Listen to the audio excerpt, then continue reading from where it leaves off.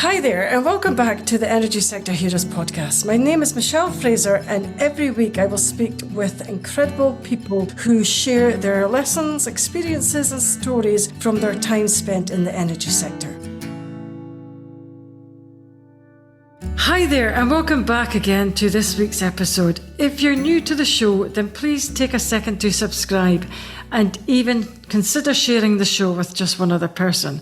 This week I am joined by Rayan Kassis. Would you like to introduce yourself, please, Rayan? Sure, yeah, thank you for having me. I am I'm Rayan, been in the energy sector for a bit over 20 years. I started in combined cycle gas turbines. So I was working for GE for the first 9 years of my career. And I got the renewable energy itch, or the bug, if you want to call it, 2009.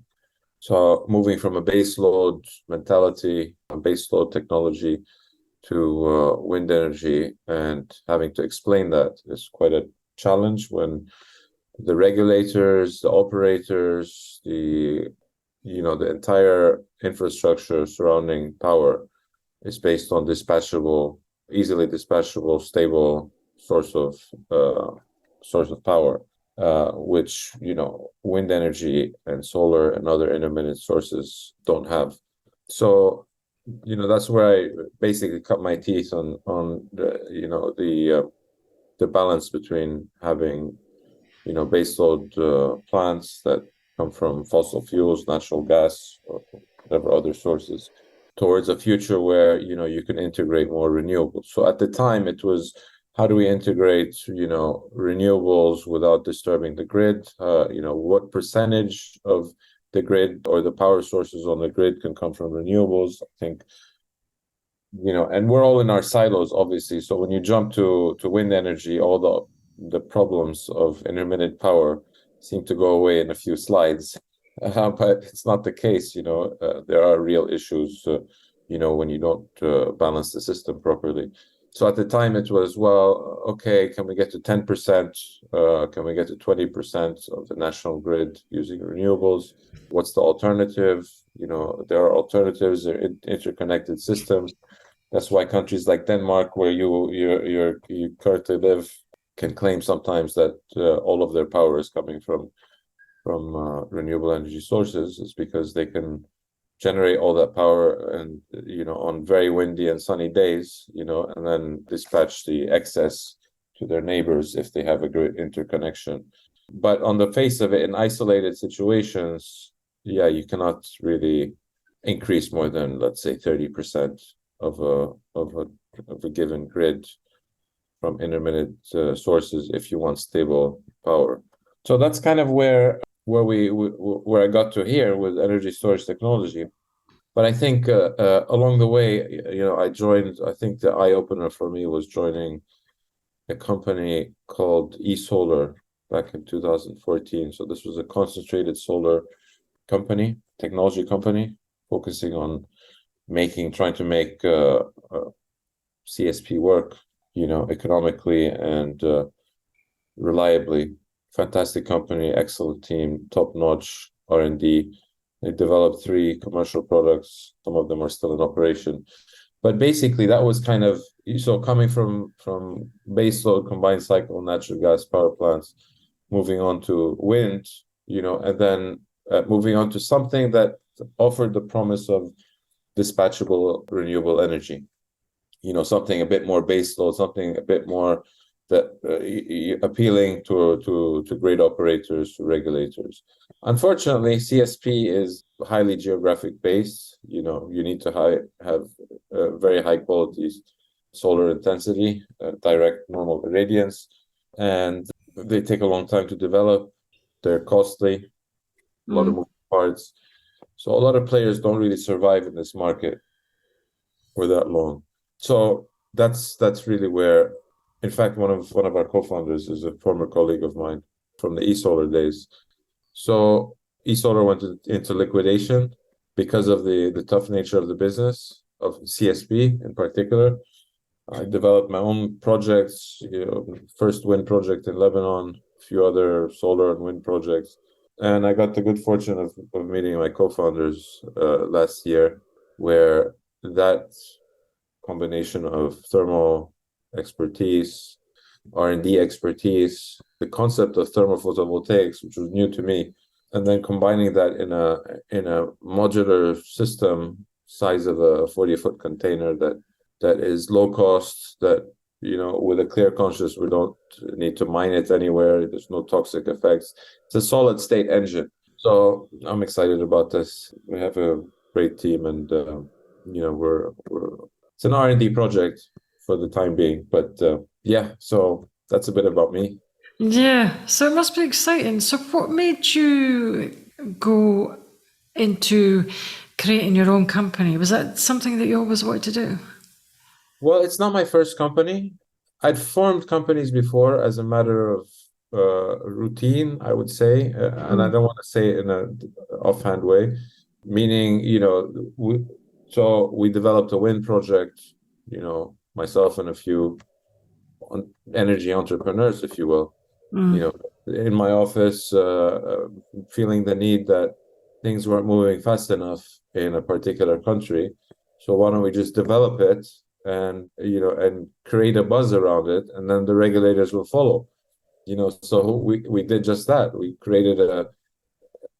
formed a company. It didn't cost that much. We built a website that doesn't cost that much, and that really opened my eyes to the fact that there's no real mystery about it. All humans are entrepreneurial, if you will. This human activity is entrepreneurial too. You want to survive the winter, you need to understand how to build something. That's kind of entrepreneurial, because survival is carrying on. You need to understand how to build things. So without going too philosophical, but that's basically what opened my eyes, because I came from a corporate world. So for good or for worse, I think it helped me structure. It helped me in the future with setting up companies, because I was hardwired into corporate thinking a little bit. But a lot of it is just taking the steps forward. So that's exactly what we did with the wind project in Lebanon. We just exactly that: set up a company, set up a website, went and cobbled together some lands with some landowners and farmers, and we did an outreach. One thing leads to the other, just a few steps forward, maybe a few steps back. Sometimes you just keep on going, and next thing you know, you create value, and you create something that motivates you, and you can build something, you can build a team. And so yeah, so that's so I wasn't, it wasn't daunting to me. The only difference here is that 20 years down the line, you can see things in a different perspective. If you asked me to form a technology company 10 years ago, I would have thought there's no chance. Like, it's R&D, but along the way, I joined eSolar as an R&D company that successfully launched 3 projects. It's all about the people at the end of the day. That's what you realize after 3 years. Hopefully, for some people, they realize it sooner than I did. But it's about building the right team that understands, that have a common purpose, that understand things better than you might understand them, and you might understand things better than they might understand them. And that's really where I think the spirit of team really comes into play, when you actually found a company, and you recognize that the diversity and difference of experience is what creates. So rather than having 5 people who have exactly the same experience, leading to conflict because everyone is wired the same way, I think that's kind of the lesson I've taken from this. But yeah, it's been a very motivating experience. Okay, so how do you know when you're creating value within a project that you're doing? Well, first you base it on a need, obviously. So there is,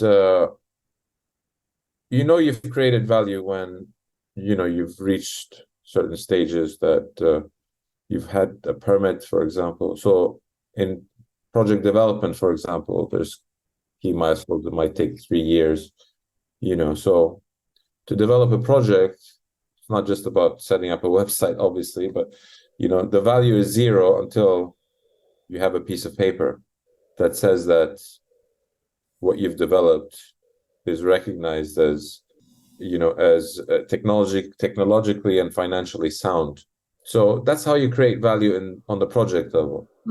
How do you create value at the technology level is that you've demonstrated core aspects of what you think you're going to develop, and it has been successfully demonstrated. You have data sets that give you, you know, the tools to be able to adjust your design so that you make it more efficient, you make it more operable, you make it more maintainable.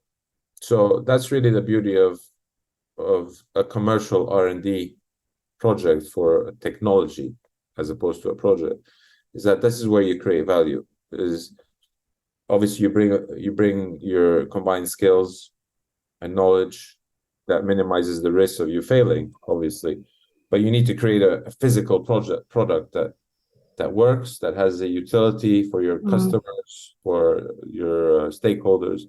And to do that, it has to run properly, it has to be efficient. So obviously the number one value you're creating is to create a system that works, number one. Then it might work, but it might not be easy to maintain. It might have, it might be a nightmare for operators. You might have a fantastic unit, but you deploy it and the operators don't like it. It's hard to maintain, it's a headache, and then someone else comes along and, has something that's easier to use. So you have to think about operation and maintenance. So how to design a perfect product that's nice to use, let's say. It's like anything. You want to buy something that's nice and easy to use.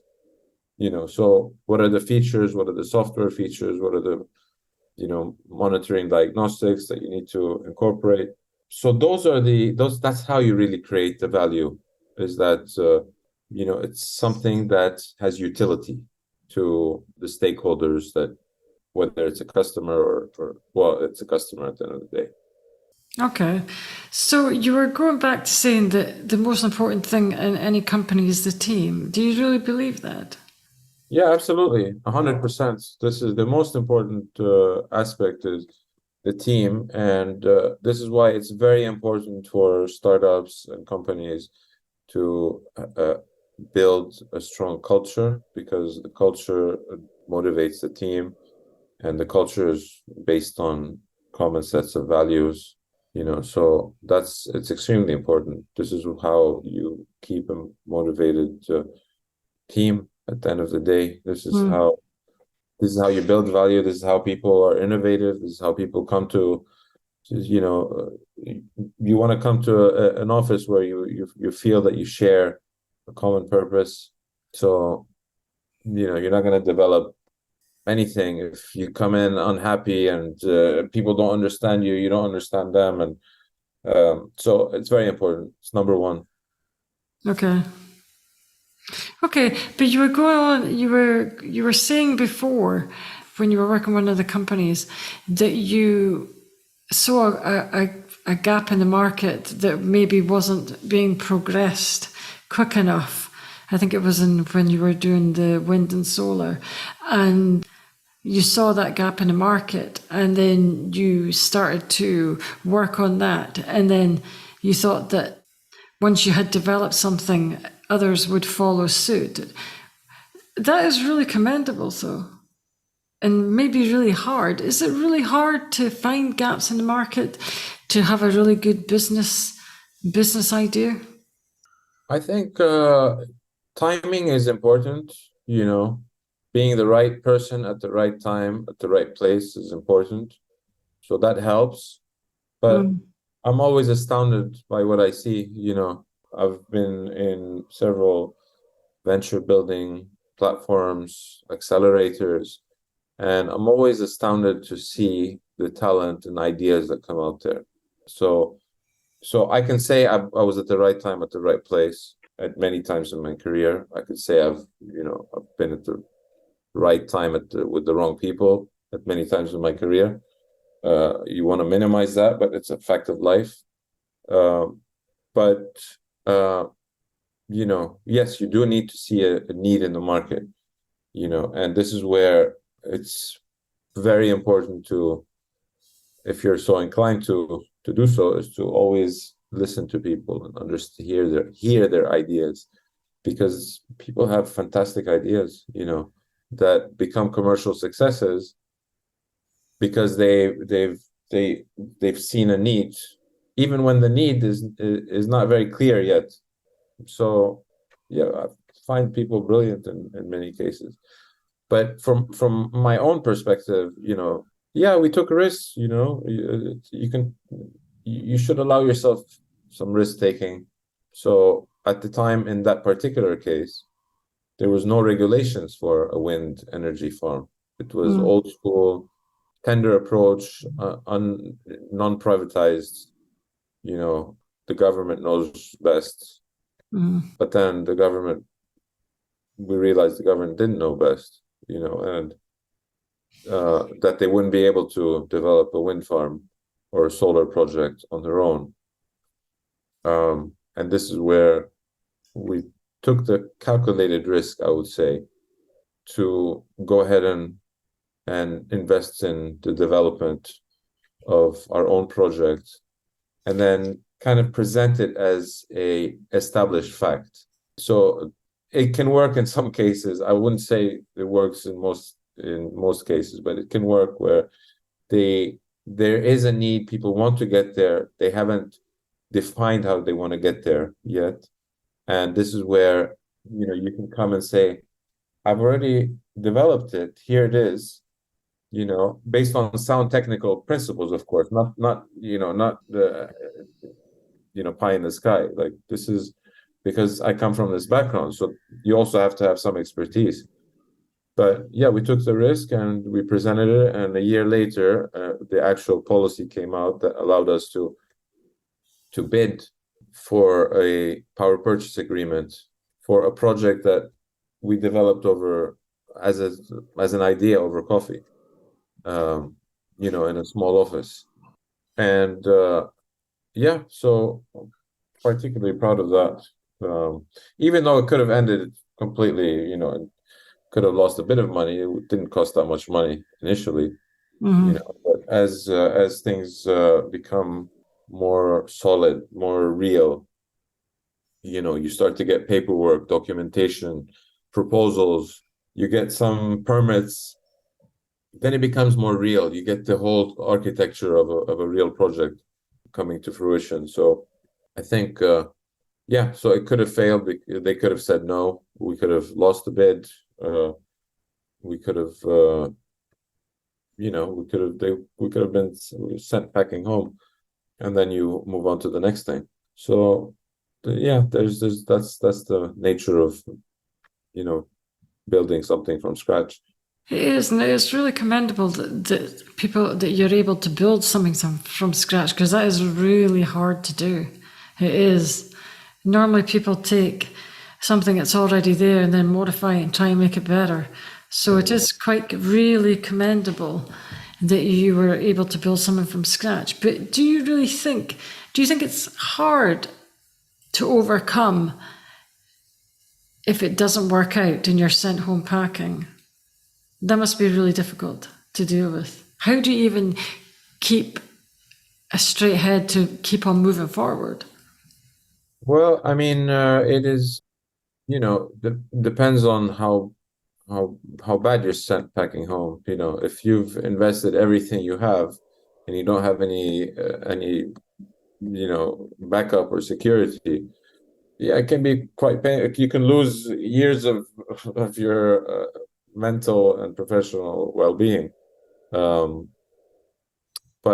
that's why I think, you have to take calculated risks, especially in this industry. I'm not talking about other industries. It's not a very wide viewpoint. although you can apply many aspects of it, but essentially you need to be passionate and convinced and have a team that understands. The more people understand what you're doing, the more you're validating your hunch, basically, that this can work out. And it's also useful to have backing as well, so you're not the only one. So it's a calculated risk, yeah. Okay, but is it important to take risks in business, though? It's important to take risks. Innovation is taking risks. It's seeing something and saying, well, I think it can be better. You might be wrong, If you're right, you'll be the hero. If you're wrong too many times, then that will stick to you. But you want to be wrong as everyone is wrong, but I think that's the key thing. So yeah. Okay.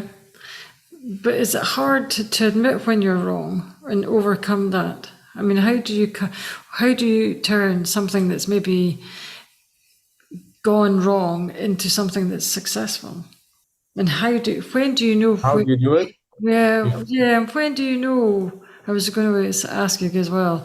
When do you know when it's when you should just throw in the towel, especially in business? Because some people I would think would keep going no matter what. Some people keep going, they chase the wrong assumptions, and this is where you need to be honest with yourself and make decisions based on facts, and not emotions. Meaning that a lot of, and I've seen this before, you keep throwing after the same problem, and the solution might be to either quit or radically rethink your direction, even if it might cost extra, but it will, you can overcome your certain limitations by redirecting the project in a different way. So yeah, this is where, and it comes back to people again, is that if there's not an open environment where people can voice their concerns and objections, whether it's technical or commercial, then you're in the wrong place. And I know it's very difficult to get out of the wrong place. A lot of people need that salary. People need to be secure. That's a very genuine concern. But from my experience, and I've had very bad experiences, is that when you're in a toxic environment, you need to get out of there as soon as possible, because that is always going to end in failure. And usually, if you're the one at the receiving end of that concern, meaning you feel that you don't have the voice to or the ability to voice your concerns, you will probably be the one who's going to be first thrown under the bus.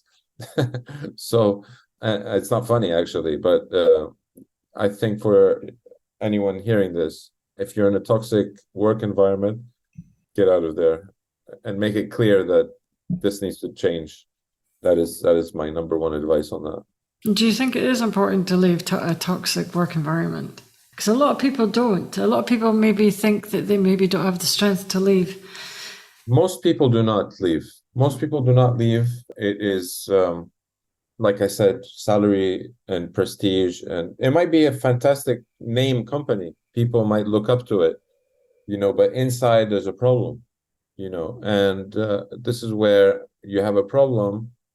That toxic environment is always going to lead to bad decisions, and bad decisions always have a result. There's an effect that happens down the line from bad decisions. You might not see it for some time, but it will come. There's always a cost to something, and bad decisions made under the wrong environment are the worst, because there's no channels to raise objections. It's always a penalty for speaking out. So, and in fact, you can see this. People say the great resignation. People have been leaving, the workspace. They don't want to work in these, big conglomerates. I mean, that's fair to say on one side, but that means that there's a problem with these big big organizations that they need to relook at their culture, and I've seen it, and I'm not going to name names, but I've seen big companies with strong cultures just go adrift because of politics, because of perceived inability to speak, you because of the way they evaluate people. I mean, it's not made for humans. It's made for, some robotic fun fest. It's so it is. When you're young, you don't, you just your focus is on building your career. You might not even be extremely passionate yet. These things come later, especially in technology, especially in the energy sector, energy sector, where traditionally, uh, you know, products are manufactured by these big conglomerates. Innovation has been slow to come. Only in the past, I think, with solar and wind, entrepreneurial activity have really boomed, and then with smart grids. So all the big traditional ways of doing things the space is much more dynamic now. So I think there's a lot of lessons to be learned with that. But going back to the environment, when you're a young person, you're building your career, you know, you might not even see the toxic environment because no one even cares who you are. You're just a young, fresh employee, trying to figure out their way. But as soon as you do recognize it, it's safe to say that you should try to find a safe way out as soon as possible. Do you think the higher up you go in your career, the more likelihood you are for to become the I would almost say the victim of toxicity people? I think in a big organization with a weaker culture or a weakened culture, that you will find that as you go up, the personal relationships become more political relationships, and that creates a bad environment. So my message for these big companies is rethink. If you think you don't have a solid culture, if you can go home and have worries about your culture, then you should dedicate a big part of your time to fixing that. Yeah, but a lot of them. Do you really think the larger corporate companies, the CEOs, might not even know whether? No, they don't. You're right. You're absolutely right. And I've met CEOs that are some of the most wonderful people you can meet, and in the organization, it wasn't the case. And I think you see the problem. I think a lot of this problem, in fact, is because of these new companies that have been formed and grew too quickly. Again, I won't name names, but grew too quickly, phenomenally quickly, and then had to manage a global organization when they were a regional organization. So, culture comes into play because the closer you get to the core culture of the company, you know, you can see, okay, it's built on sound values. But as you go outside of the core culture, and by culture I mean not only corporate culture but the actual culture, whether it's Northern European versus others. So that's where what I've seen is that the regional management start to act as the only representative of the home culture, basically as a shield. And it can, I guess they're just protecting their position, but that's how it, there are cases where, it's not as stark as that, but the effect can lead to that in many cases if it's not properly managed. So a growing organization that needs to deal with new geographies has to be, quite aware of how really rethink how to make a new culture, but one that doesn't lose the old culture, but that can integrate easily, in a more global environment. I think that's something to be aware of in this day and age, especially in our sector, because there's a lot of startups, there's a lot of not startups, but originally startups. What that leads to is cultural confusion. So I think that's an important part. Okay, so how do you mean by cultural confusion then? Because when you grow too fast, or if you grow, just when you form a company, you need to, maybe at the early stages when it's just one or two or three of you, you know, you can't say it's a culture. You're just a team of people who get along and are working towards the same objectives. But eventually, you need a corporate culture, a company culture, a spirit, something that binds us all together. So different companies do it in different ways. They have events, they have, offsite, so they have, peculiarities of how they do things that, make them proud to work in the place they work. You also have to recognize it's not everything, it's a part of your life, but it's not everything. And as long as it's integrated well, then so that's why, if you grow too fast, you're gonna miss a lot of things. You're gonna hire people, you're gonna grow, and those people don't know. They're gonna add to your culture, but you need to make sure that people have the same, you want to motivated, you want your peers to be as motivated as you, right? You don't want the person sitting next to you you know, not to feel that they fit in. So yeah, it's tricky. It's very important. Mm-hmm. I think it's so too. I think getting your company culture is really important. But it would be difficult, especially if you were a really large multinational company having many divisions around the world. Having that unified message would be quite difficult. Yeah, I mean, it is. I think what helps, especially in technology companies, is that you have you have a common language internally, meaning technical review committees, commercial review committees. You have a common platform from generating proposals. You have a common language, so that creates, and people use the same software, and software is annoying. The same things that annoy one person will annoy the other person, So that kind of creates this kind of light-hearted, common common lives between people, whether they're in Brazil or Denmark. They log into the same thing.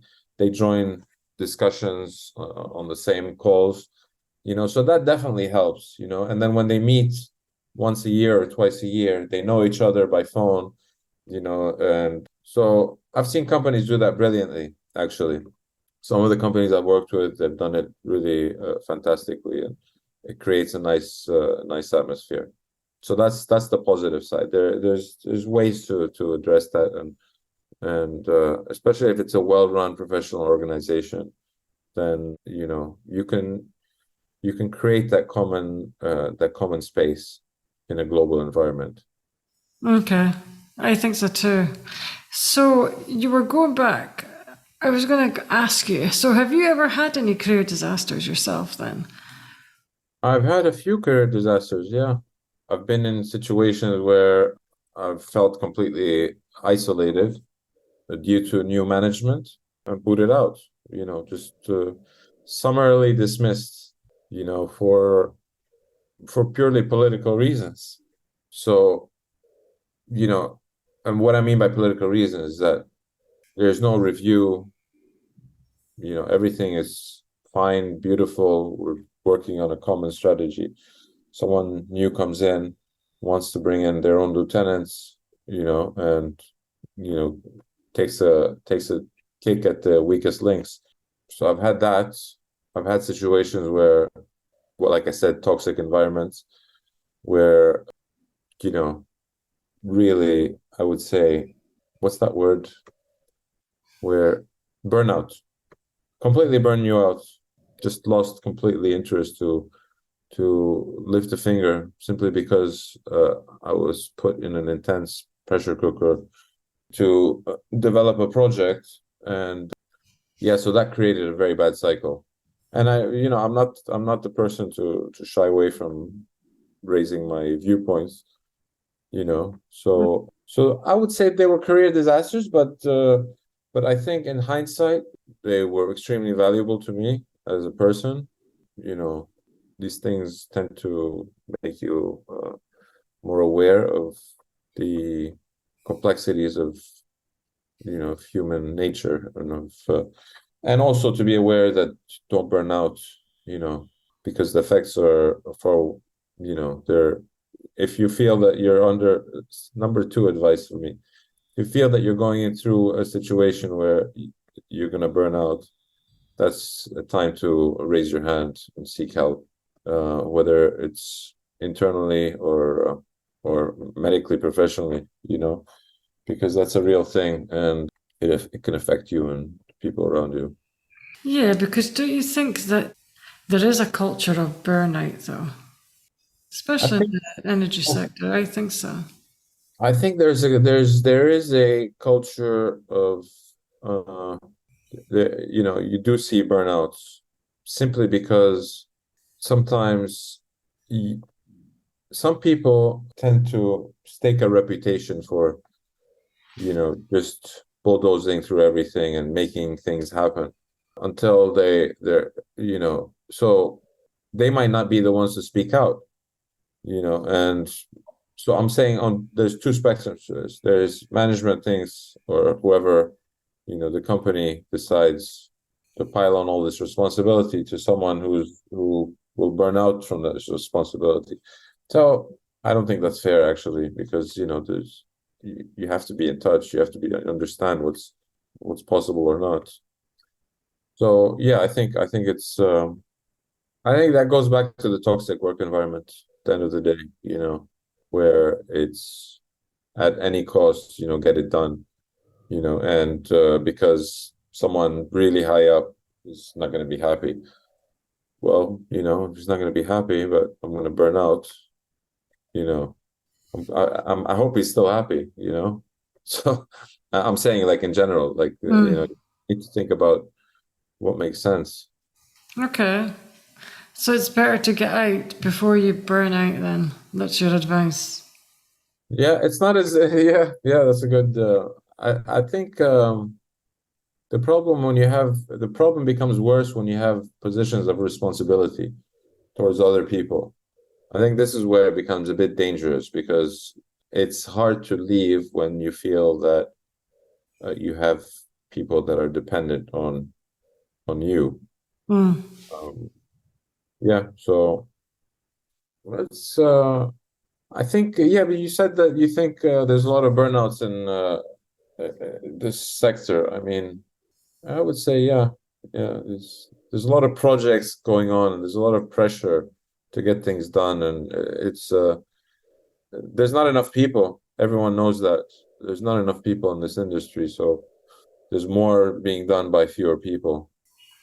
But do you not just think that's just the way that companies want to run? They just want to work, especially in some of the bigger companies. They would just want to work their employees to the maximum, even though they still need two people to do one job. They will still only hire one person to do a vast majority of the work. Yeah, I would say if you can combine like the European approach with the US, you can probably get something in the middle that's maybe the Nordic corporate culture.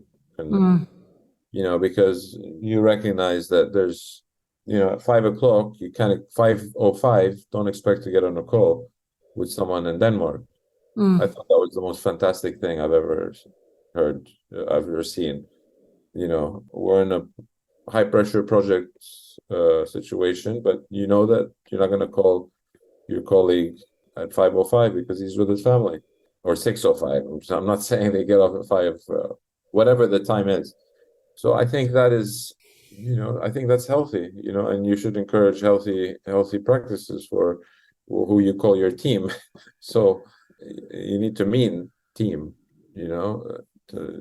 and their well-being and their personal life and professional life. So I think it's very, I think people need to be aware, and if you're in a position of responsibility, then it's not about numbers, because your numbers won't sustain themselves if you have a burned out team who don't have a good balance. yeah, but there is a kind of culture, especially in the energy sector. Whereas if you burn out, some people just feel like you would just get someone else. It's how cutthroat it can be. Yeah, it is. It is, yeah. Depends on, on which part of the energy sector. I mean, the energy sector is quite, there's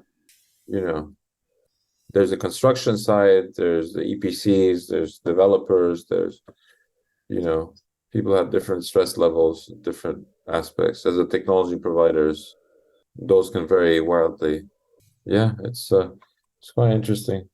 Yeah, it is. So do you find it hard to have mentors within your career, being your own boss? Or do you mentor each other if you're working in a small team? Do I have a mentoring Yeah. meaning? Yeah. Do you find it hard to have mentors within your career when you I think I'm finding it easier now. I think when I was younger, I was probably more not ready to take mentorship. Let me put it this way. I think mentors are important, but I think a lot of the best mentors I've had, I didn't intend them to be mentors, and they probably don't know they're mentors. But just through working and understanding how they work, and a lot of time you have your core values, but you also like understand ways of doing things, a certain professional approach, and there's a lot of these moments where that checks the box for you, and you're like, okay, this is someone that you look up to professionally and personally, and you learn from that person. So yeah, I think it's important. I think it's very important to. You don't have to formally name it a mentorship or give an award or something, but it's important to value and recognize positive influences and seek out their advice. People like to, at least myself, I'd be honored that someone comes to me and asks for my advice anytime. So it doesn't matter who it is, really anyone. If someone comes and asks me for advice, I take it as a badge of honor that I'm worthy of being asked that, and my experiences will bring some value to another person. So I think, from that aspect, I think a very healthy thing that I've seen in the past is where it doesn't have to be an executive, but someone takes care of a new talent that joined the team, and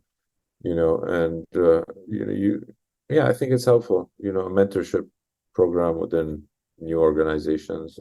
At the corporate level, you always rely on, people that you've worked with, seen how they've succeeded, ways of doing things, ways of setting up a company, ways of inspiring people. There's many aspects of it. So, yeah. Okay. I think that's all the questions I'm going to ask you, actually, because it's been about an hour, actually. Okay. Yeah, unless you want to discuss anything else. No, yeah, thanks for having me. I think you were right. Having it, without any preparation is a lot better. I think so too. That's all the questions I have today. I would like to thank Rayan for your time. That brings us to the end of another episode. Thanks for listening, and see you next week.